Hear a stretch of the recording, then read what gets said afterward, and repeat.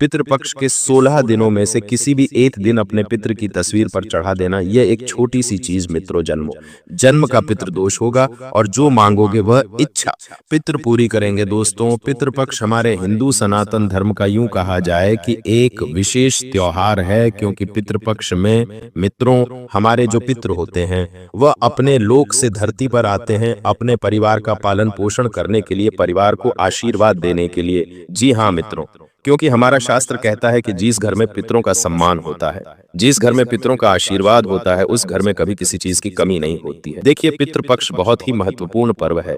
लोग पितरों को प्रसन्न करने के लिए बड़ी बड़ी पूजा पाठ करते हैं, बड़े बड़े हवन करते हैं और ना जाने कितने ही तरह के जतन करते हैं।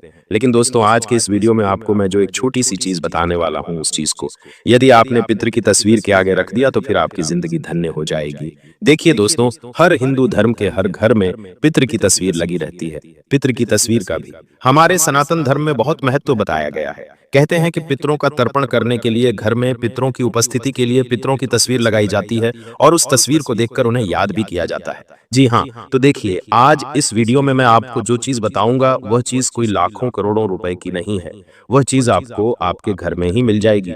लेकिन दोस्तों, इस उपाय को जानने से पहले आपको कुछ विशेष नियमों का भी पालन करना पड़ेगा, क्योंकि बिना नियम बरते तो यह उपाय कभी सफल हो ही नहीं सकता है। इसलिए इस श्राद्ध पक्ष के कुछ विशेष नियम और कुछ विशेष सावधानियां भी जानना आप लोगों के लिए बहुत जरूरी होगी। देखिए दोस्तों, पितरों को जल भोग तर्पण का विधान है, परंतु कुछ गुप्त चीजें ऐसी भी हैं जिन्हें बहुत कम लोग जानते हैं। अक्सर कुछ लोगों को पता होता है लेकिन वे इस बात में विश्वास नहीं रखते हैं। जी हाँ दोस्तों, कुछ चीजें हैं जिन्हें पितरों की तस्वीर या भोग के पीछे रखा जाता है।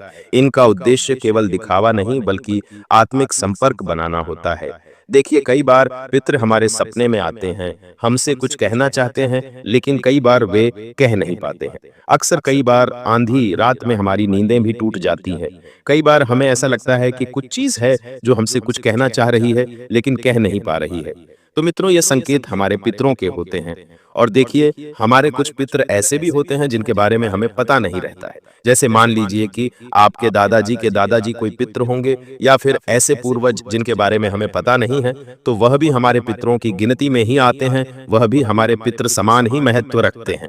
इसलिए दोस्तों, कई बार तो ऐसा होता है कि कुछ घर में सारे पितरों की तस्वीर नहीं होती है। तो आज मैं आपको जो चीज बताऊंगा, अगर उस चीज को आपने कर लिया तो आपके जन्मों जन्मांतर के पितरों को शांति मिलेंगे। और कहते हैं कि अगर पितरों को शांति मिल जाती है तो फिर घर में कभी भी गरीबी, कंगाली, बर्बादी और लड़ाई झगड़े नहीं होते हैं। जी हाँ दोस्तों, आज जो विषय है वह विषय आपको अंत तक देखना होगा, क्योंकि इसमें भलाई किसी और की नहीं है, भलाई